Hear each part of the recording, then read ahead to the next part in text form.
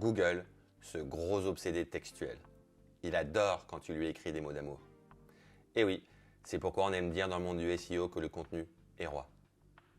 Aujourd'hui, je te propose de découvrir comment bien travailler ta rédaction de contenu pour le SEO. Alors, on va se le dire tout de suite, cette vidéo n'a pas pour but de traiter tous les aspects de la création de contenu. Pourquoi? Tout simplement parce qu'on n'a pas 8 heures devant nous. Du coup, je te propose de découvrir les bases d'une bonne rédaction SEO. On va parler de 5 piliers pour une bonne rédaction web. Les mots-clés, avec un peu de sémantique, la création de tes personas, la hiérarchisation du contenu, ton maillage interne et une petite technique, le pilar content.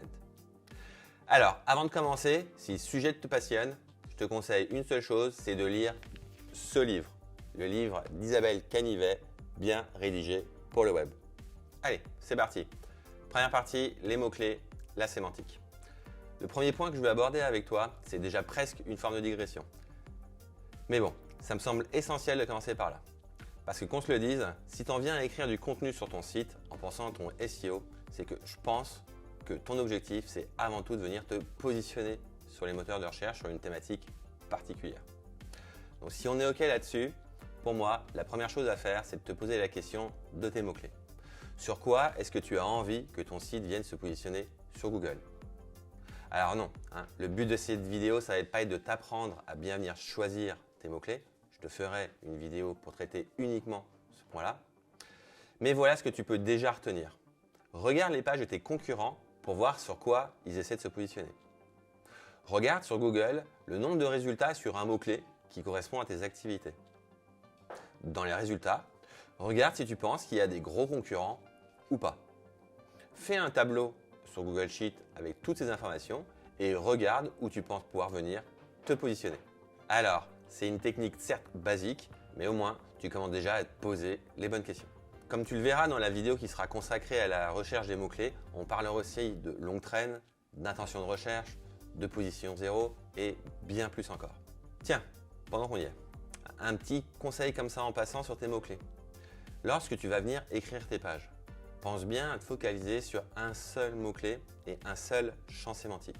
Commence pas à vouloir venir faire positionner une page sur plusieurs mots-clés. Tu risquerais d'être affreusement déçu. Mon deuxième conseil pour bien écrire, c'est toujours encore un petit peu un pas de côté. On va pas véritablement parler de création de contenu pur. Qu'est-ce que tu veux? Quand tu apprendras à me connaître, tu verras, j'adore les digressions. Pour moi, c'est vraiment la bonne manière de commencer à poser les bonnes bases. Ce deuxième conseil, fais des personas SEO avant de commencer quoi que ce soit. Un persona, c'est une représentation fictive d'un client réel. Dit autrement, c'est un guide qui te permet d'arrêter de penser à ton contenu vu de ton propre fauteuil. Là, tu vas te mettre dans la peau de ta cible. Littéralement. Un persona, c'est le meilleur moyen de se poser la seule question qui vaille. Comment apporter de la valeur à mes lecteurs? Et c'est là que je voulais en venir. Si tu devais retenir une seule chose de cette vidéo, alors ça doit être ça.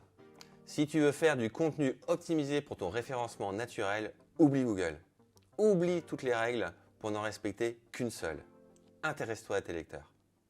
Alors, on va pas se mentir, la conception de persona peut être un peu complexe la toute première fois. Garde en tête une seule chose. Ton persona est un vrai client de ton entreprise. Ce n'est pas quelqu'un que tu fantasmes. Pour bien faire un persona, la règle, c'est de collecter le maximum d'informations. Mon secret, pour construire des personas efficaces, c'est les interviews. Que ce soit avec les dirigeants, les clients, les équipes, l'interview, c'est le socle de tout mon travail. Ok, assez de digression. Pour ce troisième point, je veux te parler de la hiérarchisation de ton contenu lorsque tu viens écrire ton texte. Avant d'acheter un livre ou de regarder un film, tu lis la quatrième de couverture, tu as regardé un trailer sur le web. Bref, quoi qu'il en soit, tu as regardé quelque chose qui t'a permis d'avoir un résumé pour pouvoir savoir un petit peu à quoi t'attendre. C'est pareil pour le titre, il va souvent être un bon résumé de ce qui se cache derrière le livre ou le film. Et bien tu sais quoi? Google, il est comme toi. Il aime bien se référer à des éléments qui viennent résumer les informations qu'on va trouver sur ta page. L'exemple qu'on donne toujours, c'est le titre H1 de ta page. C'est comme le titre de ton livre ou de ton film. Mais c'est pas tout. En venant hiérarchiser ton contenu, tu indiques à Google ce qu'il contient. C'est pour ça qu'on vient utiliser les autres niveaux de hiérarchisation, comme la balise H2, H3, voire H4. Le but est de venir découper ton texte en parties. Chaque titre de partie, c'est une forme de mini-résumé. C'est pour ça qu'en SEO, on aime particulièrement la hiérarchisation de contenu. Et en plus, tu sais quoi? Tes lecteurs aussi adorent ça.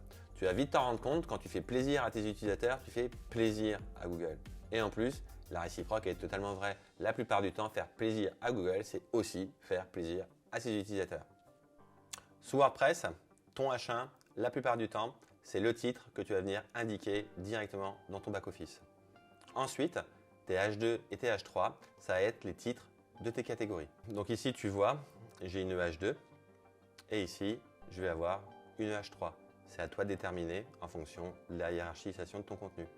Un truc plutôt pratique, encore une fois sur WordPress, tu vois ce petit icône, tu cliques dessus, tu vas sur la partie structure et là, d'un seul coup, tu peux voir l'intégralité de la structure de ton document. En plus de ça, tu peux te rendre compte du nombre de mots, de caractères et du temps de lecture estimé. Mais dès qu'on va parler hiérarchisation de contenu, pouvoir venir le visualiser de cette manière-là, c'est vraiment très pratique. Très bien. On vient de voir qu'utiliser différents niveaux de hiérarchisation, c'était important, mais il existe une autre règle quand on parle de hiérarchisation de contenu. La hiérarchisation de contenu, c'est aussi comprendre que le début de son texte a plus d'importance que la fin de son texte. Pourquoi? Parce que l'intro, c'est un petit peu comme le titre. C'est un grand résumé de ce qu'on va venir trouver à l'intérieur de l'article. C'est une section à venir particulièrement bien travailler pour son SEO. Tu vois cette page, l'introduction est construite sur le modèle des 5 W. Who, What, When, Where et Why. L'idée, c'est de venir créer une manchette qui vient tout résumer. Regarde aussi comme j'aime venir utiliser le principe de la pyramide inversée pour offrir une forme de synthèse avant lecture. C'est particulièrement efficace pour les moteurs de recherche, mais aussi pour tes lecteurs. Alors, pendant qu'on y est à parler du back-office, petit détour par Yoast. Tu vas vite te rendre compte, moi je m'en fiche un petit peu d'avoir Yoast vert, jaune ou orange, peu importe.